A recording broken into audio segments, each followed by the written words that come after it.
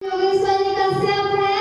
मैं कक्षा छठवीं की छात्रा हूँ। मैं एमआरएस गया में पढ़ती हूँ। मैं आप लोगों के सामने हल्दी सॉन्ग प्रस्तुत करने जा रही हूँ।